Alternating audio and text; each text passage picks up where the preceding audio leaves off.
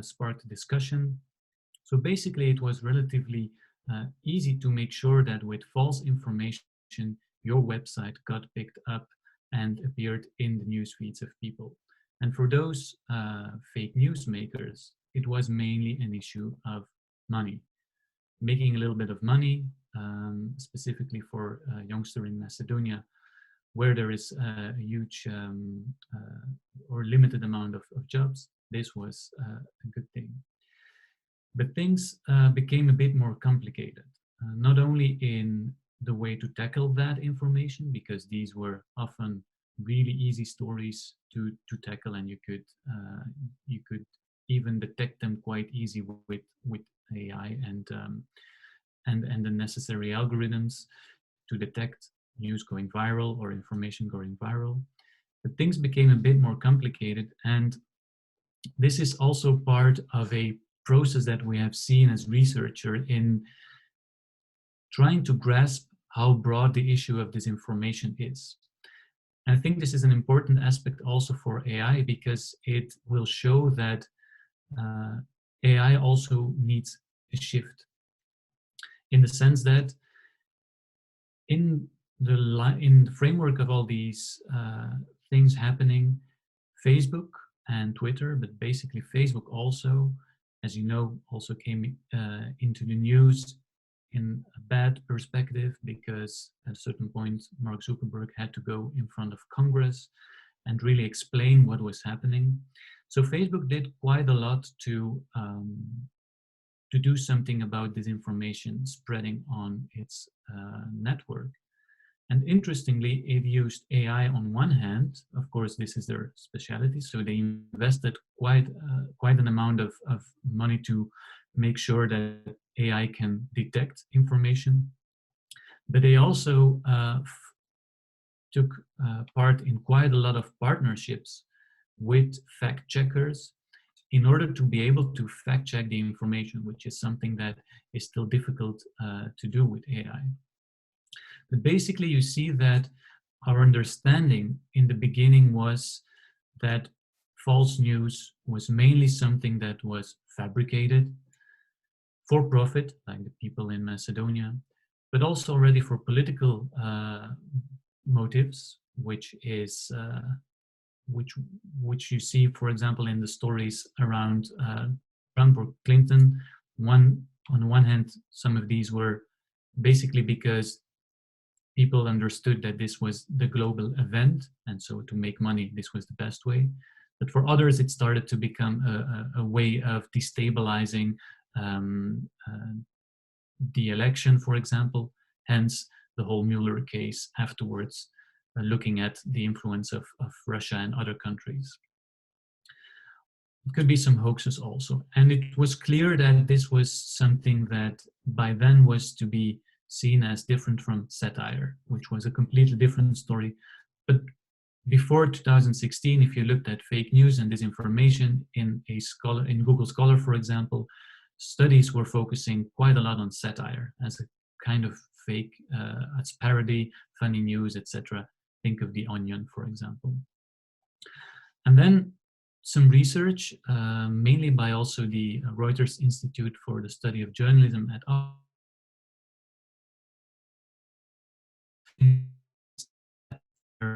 things that are perceived by the public as also being fake news. For example, some advertisements. You know, maybe the around the web links you find in web pages below, or aggressively sponsored content where you don't really see the difference between an editorial piece and an advertisement, also were perceived as partly perceived as disinformation. The same with propaganda, which at that point was not really, in the beginning was not really an issue, but then gradually became an issue. And you were looking at hyper-partisan content and websites such as Breitbart, for example, that really took truthfulness as something to be seen or to be put between brackets.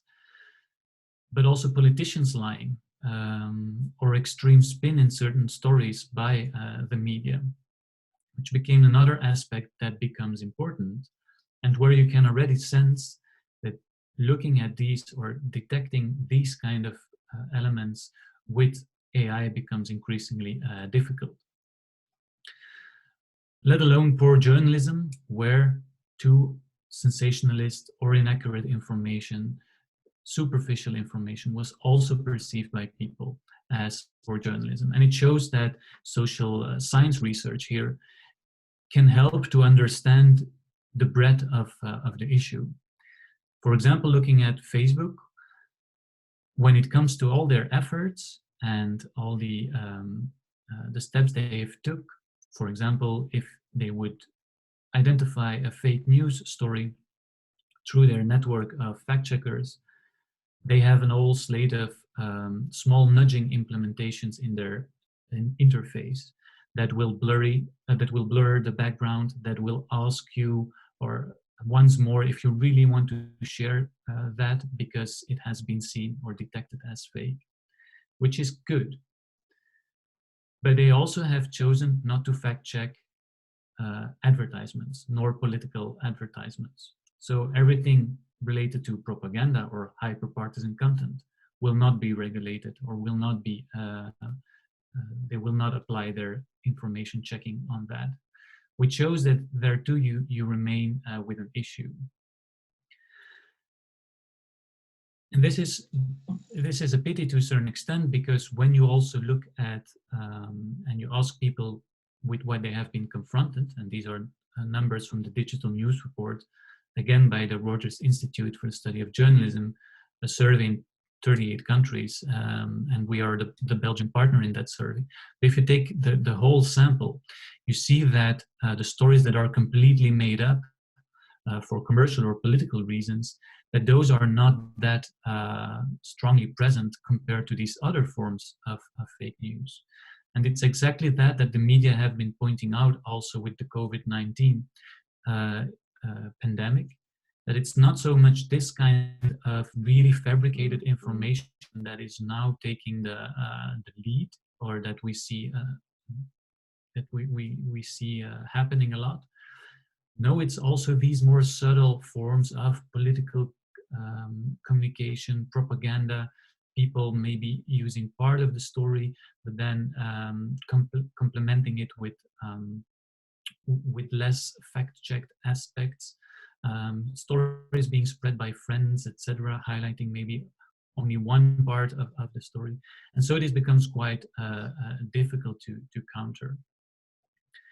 And so the last thing I would like to stress also, before giving the floor to Tom, who will give you some ideas of how artificial intelligence can also help, or how we should develop it in a way that we can take into consideration these very subtle aspects of this information, is that fact-checking, because of that, is also only part of the solution. We see, again, Facebook working together with a lot of journalists and fact-checking organizations, some of which are also already focusing their efforts on AI and working with AI ranging from, let's say, detection programs that work with data, to full-fledged AI that already tries to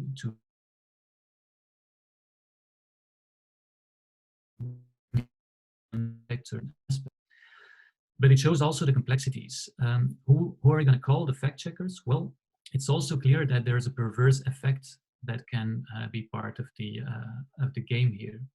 For example, the oxygen theory shows that if you also focus on debunking a falsehood, that you give that claim a longer lifetime. It's nice to see fact checkers having a column in the newspaper, for example, or online. But it gives also some more room to that falsehood to circulate in the mainstream media, showing again how we should help the mainstream media in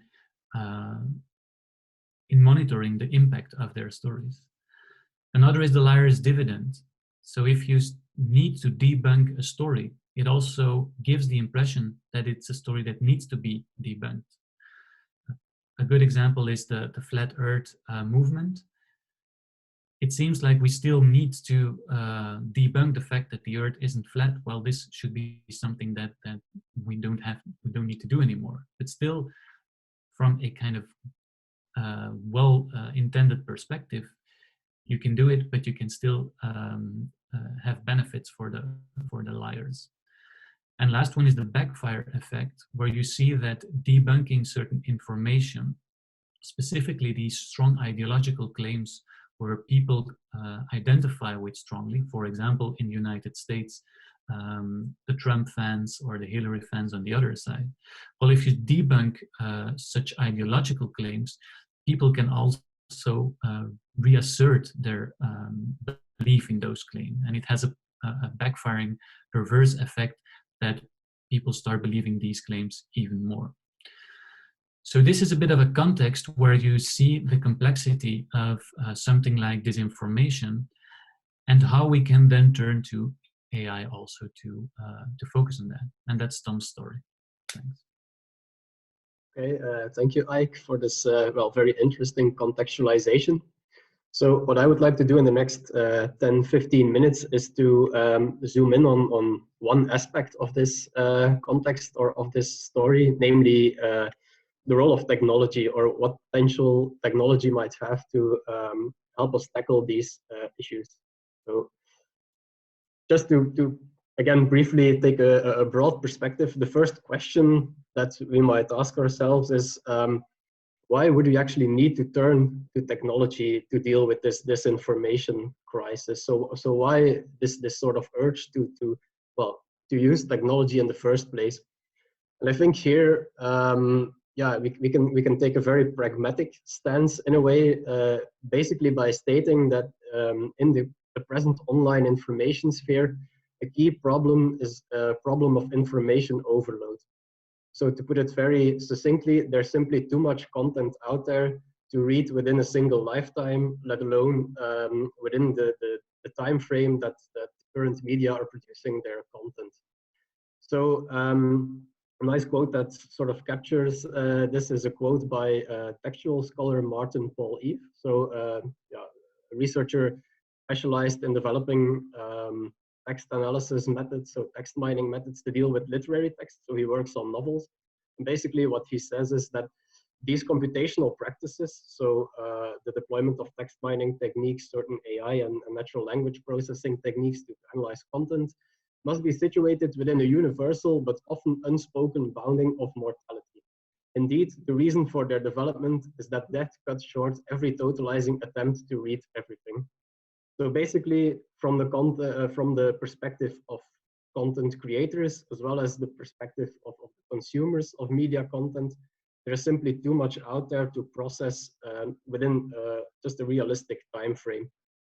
And so in order to digest that stream of information, to sort of capture certain of its aspects, to make it more manageable, researchers have developed quite a large arsenal already, I would say, of text mining techniques, so technologies situated in the field of natural language processing, computational linguistics, and so forth, that can help us extract certain features of text, that can help us summarize text in such a way that these texts become interpretable, so that we can deal with these flows of online information. And here I list 5 examples of some key technologies that you might already be familiar with or not. So first example, for instance, is topic modeling. So topic modeling is a technique that will use certain features of your text in order to cluster text together into what are called certain topics. So for instance, this technique could be used to detect certain trends within the flow of online information.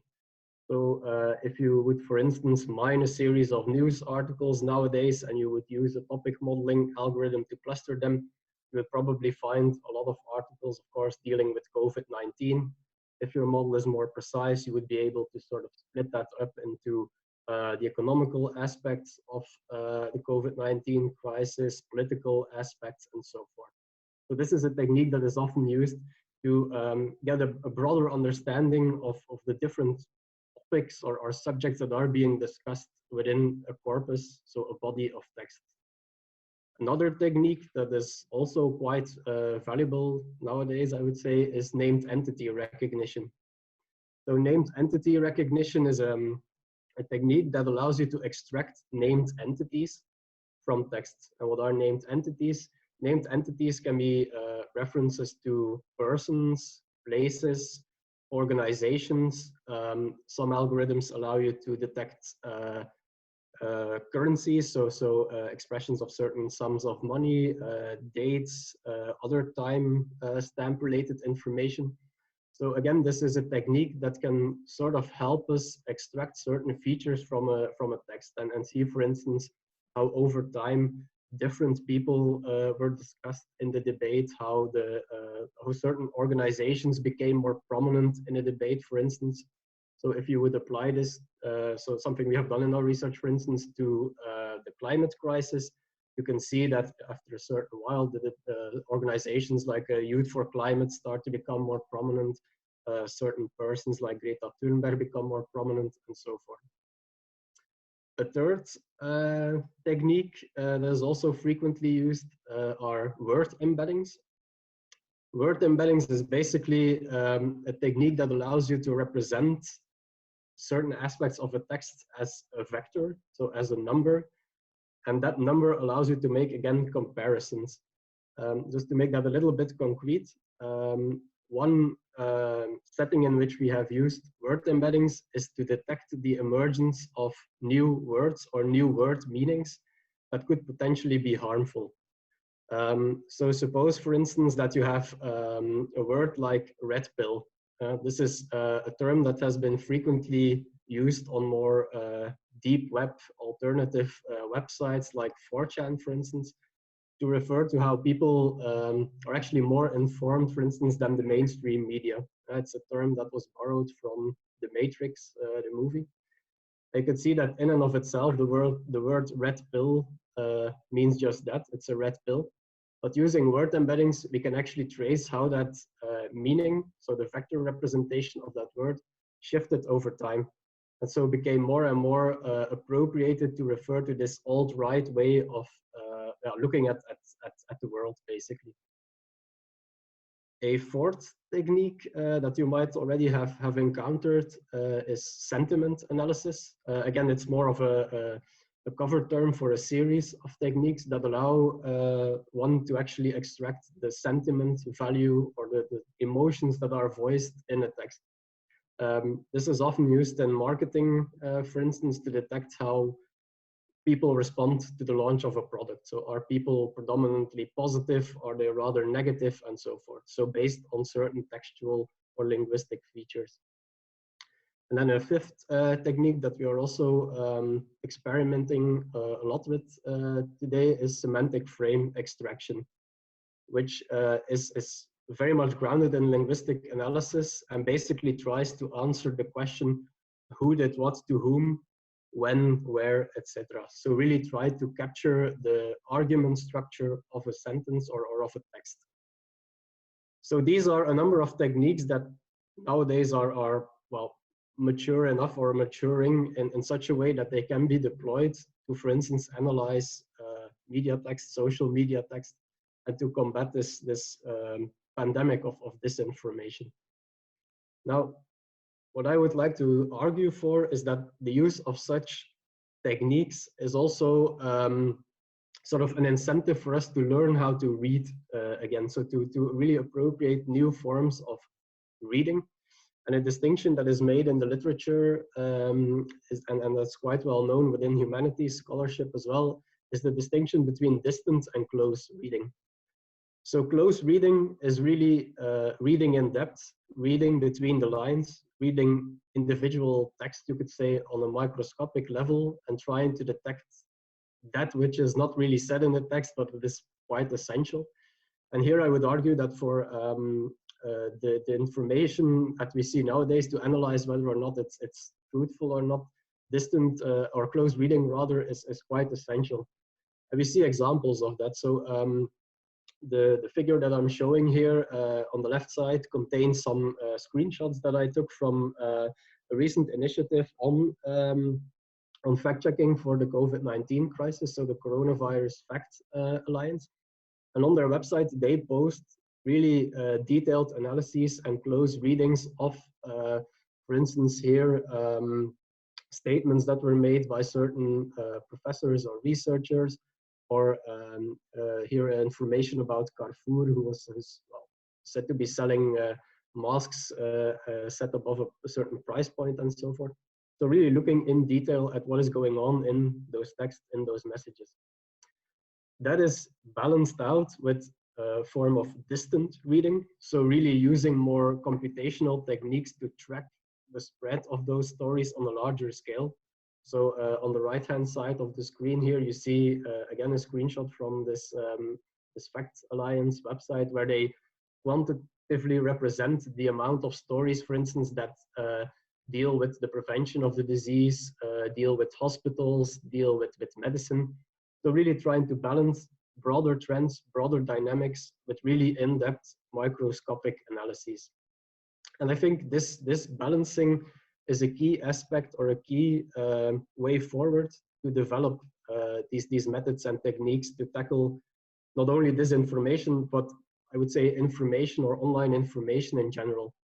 And this balancing of distant reading and close reading, or of text mining, computational techniques on the one hand, and actual reading, so actual human expertise on the other, is I think a key key pathway forward, because it allows us to somehow find a division of labor between, on the one hand, the very repetitive work that we would like to delegate to computers, so counting word frequencies, measuring the interaction with certain pieces of content, so measuring retweets, likes, and so forth.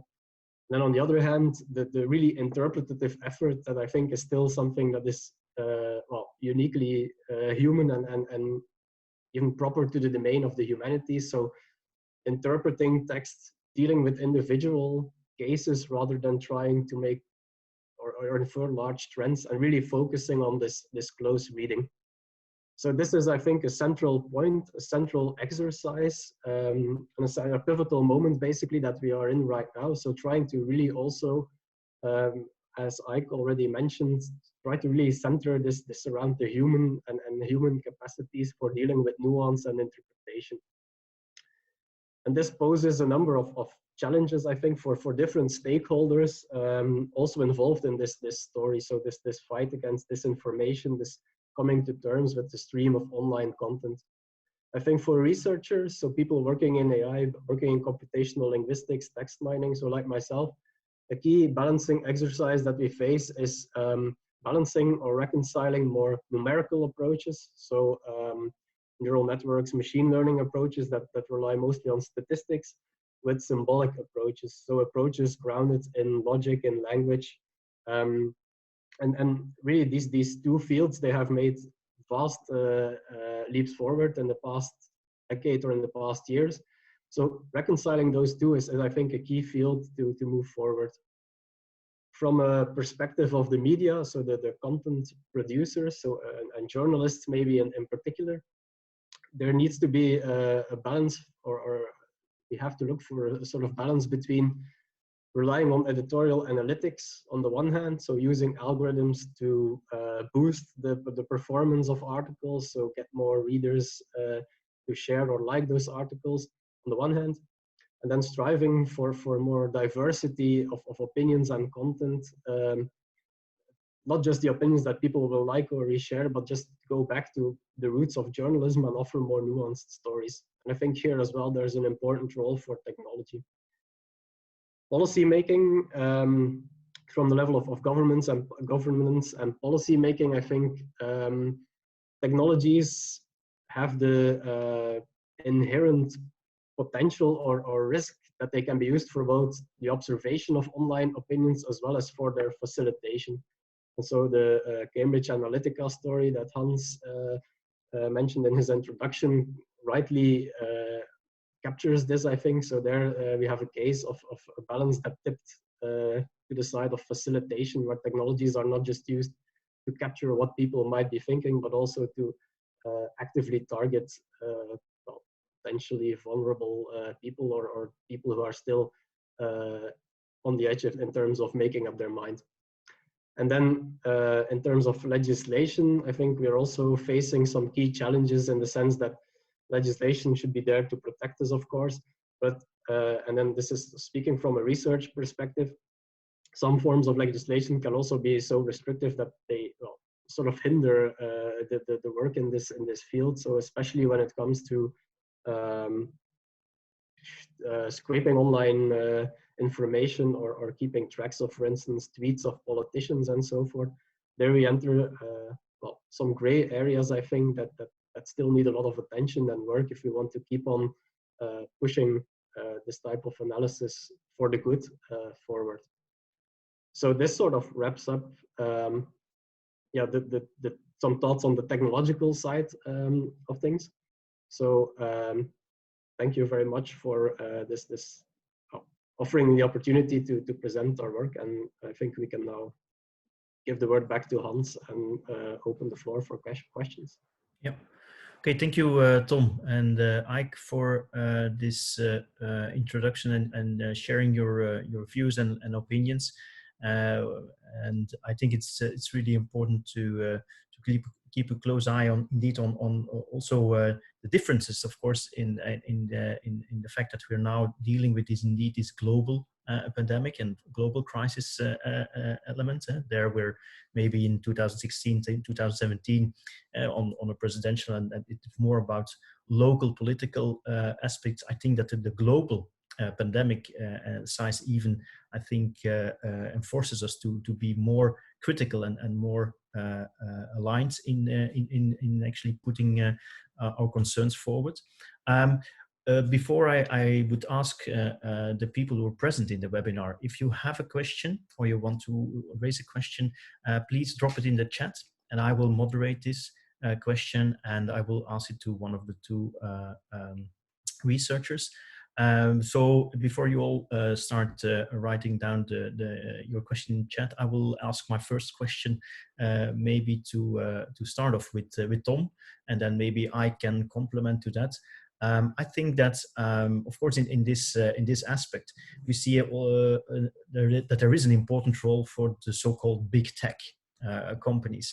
There is already a good example that has shown by Google, for example, who actually left out advertisement algorithms in on the fact if you would actually use the phrase or the search word COVID-19. Are there other elements that you already see that big tech is applying now in this crisis that was different before? Yes, well, it's indeed an important question. So I think that indeed there's a big responsibility for big tech in the sense that a lot of these large tech companies are heavily involved in disseminating media content, and that as such they should take a large responsibility there. One interesting evolution that I've seen from my side, at least, is that these companies are indeed partnering with independent fact-checking initiatives and organizations, so that they indeed sense that, okay, there is a responsibility here, we should get the experts involved. And a lot of great work, I think, is being done in that area. So at least there is this I would say this motivation or this intention to tackle the problem of disinformation. There is, however, I think still a large variety or large diversity in the way that these platforms actually flag or signal disinformation when it occurs. So there, of course, they face a dilemma or a spectrum of possibilities ranging from just deleting suspicious content without any notification whatsoever, versus on the other side trying to rather flag or give an explanation for why certain content might be suspicious and so forth. And I think here there's still a lot of ongoing work, I would say, or you see that these platforms are still trying to figure out what the best approach could be in that sense. So I think it's a very general answer, but maybe Ike can sort of go into a little bit more detail or offer another perspective. But I think it's in that sense, it's positive to see that at least there are ongoing initiatives and that this question is being tackled. And yeah, maybe even the COVID crisis as such can offer opportunities to transform certain things that might have gone wrong in the past. That could be what we are seeing right now. Yeah, Ike? Yes, indeed.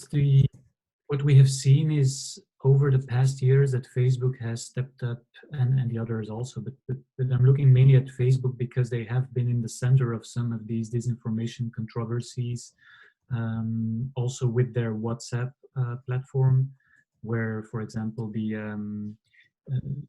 Rohingya issue has been one of these cases where, or the elections in Brazil also, where WhatsApp was even more important in spreading disinformation, and comes with added issues of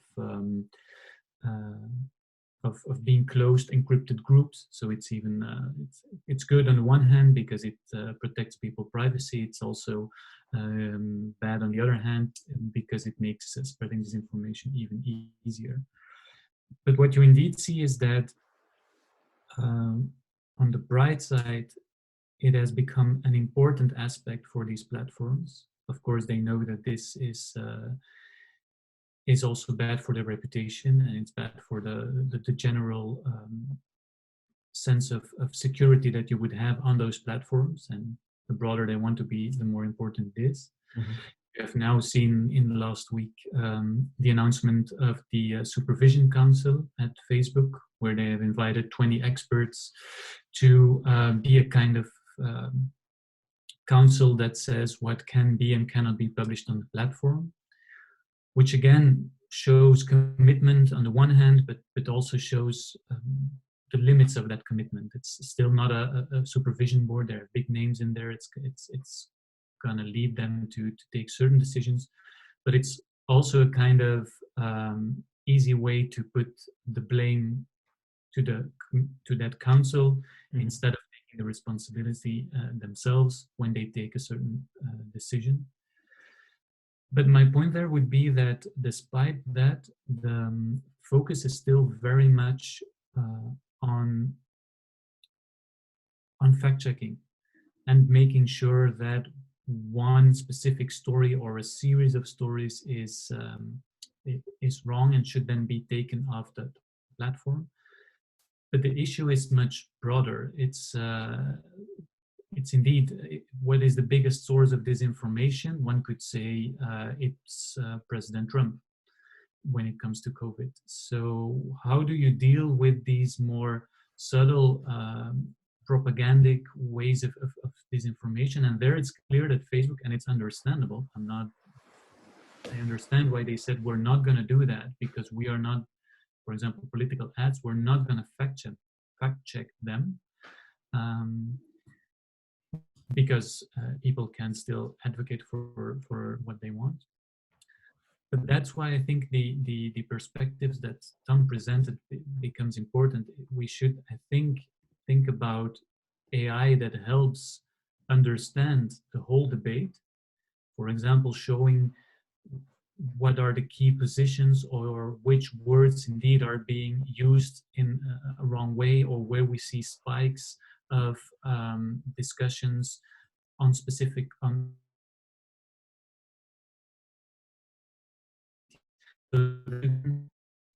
media system as journalists, as public broadcasters, etc., get a broader picture of where the issues of disinformation lie. And not only this is a wrong story, let's fact check it and then spread it. No, where are certain spikes in the debate? Where are certain actors coming together and trying to push a specific story?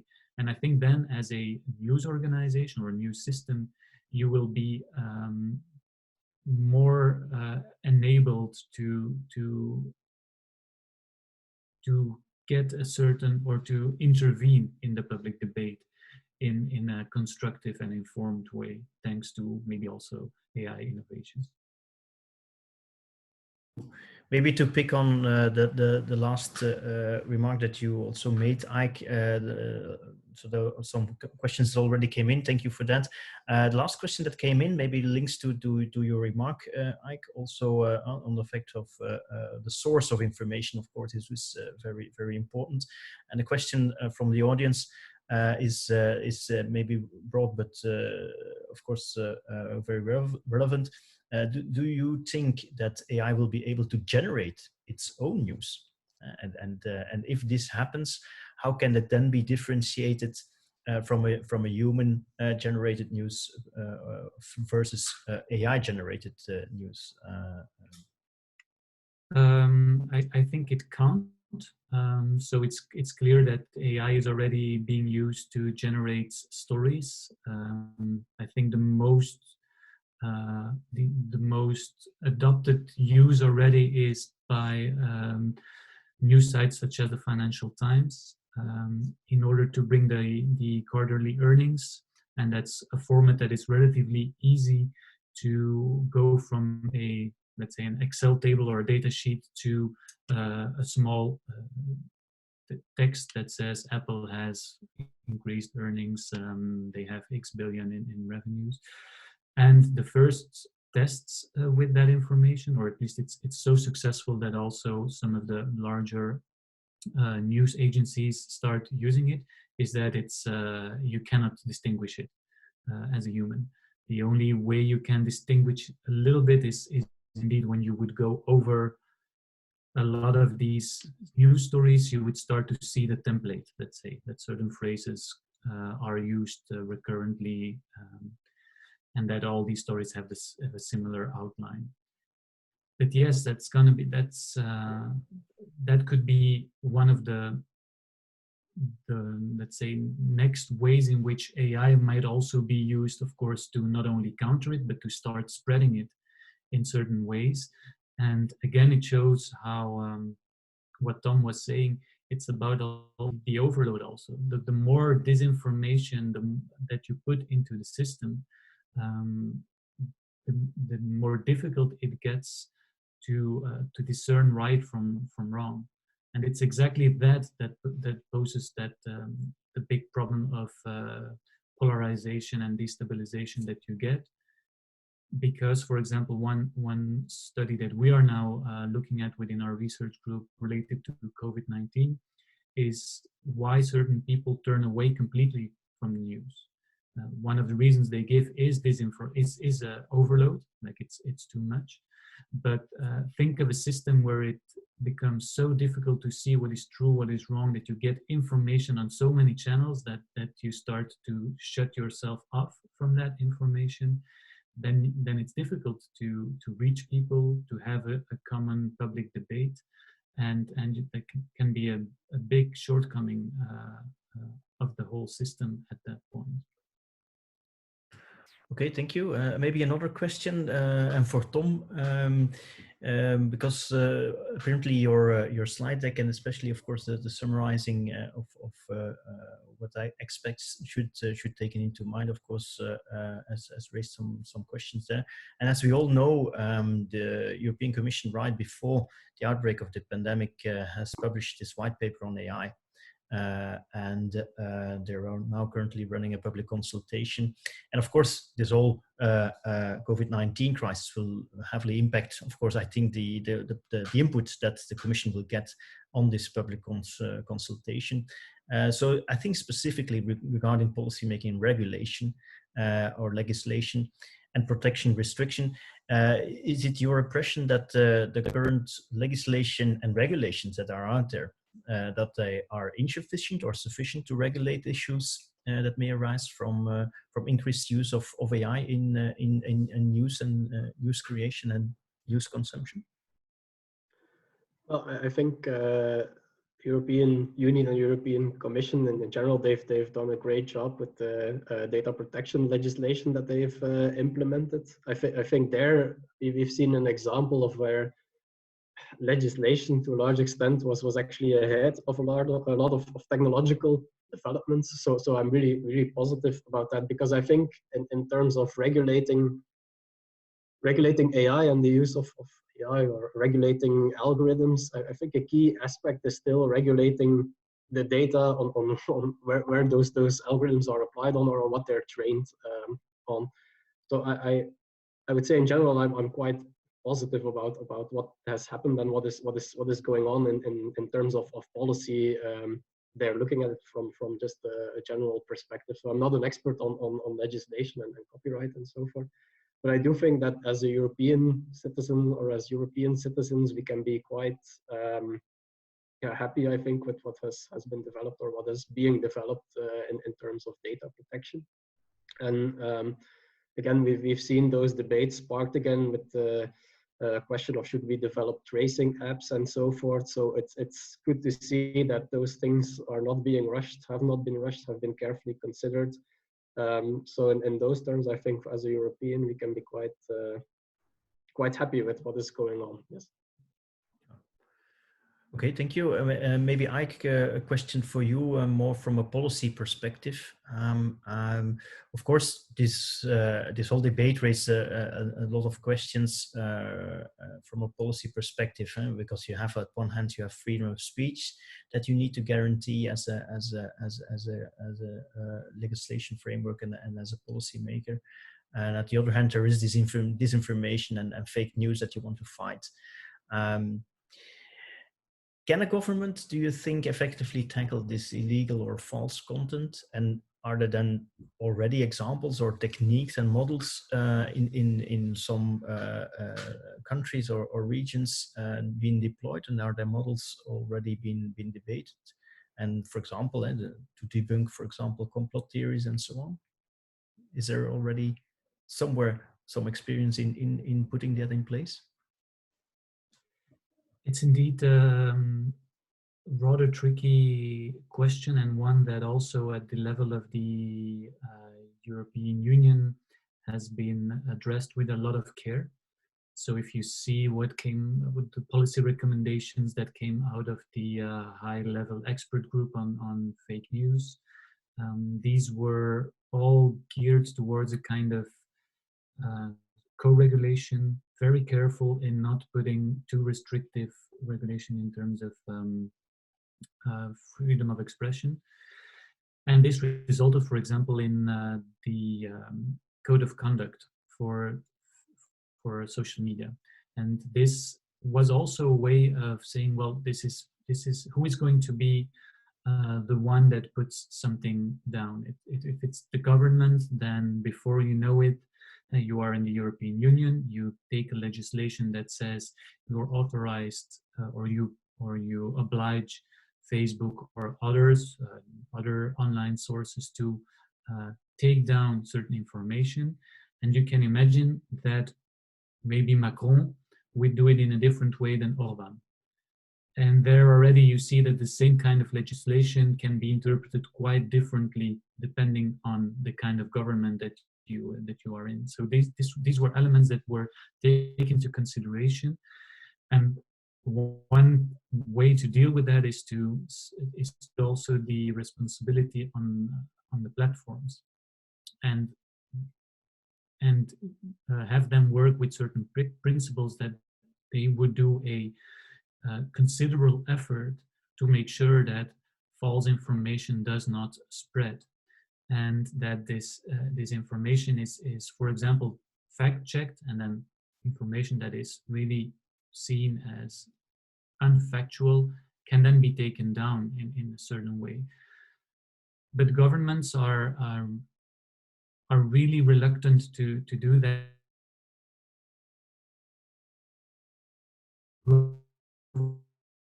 Limited. You have seen France and Germany stepping up a little bit more, in the sense that they have issued some regulation that enables to really force the takedown of certain information on the platforms, where in the cases that it would really be about information that is clearly aimed at destabilizing elections, for example, or destabilizing society in times of election.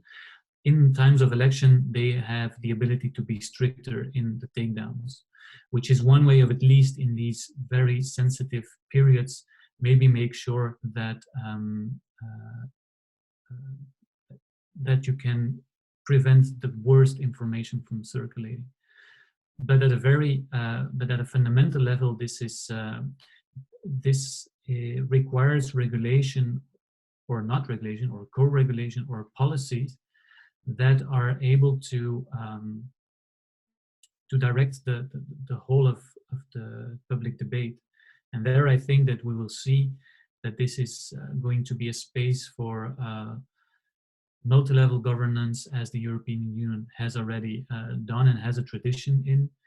And again, there, the European Union has had some critique in the sense that the outcome of the high-level group and the regulations or the initiatives they took were too soft.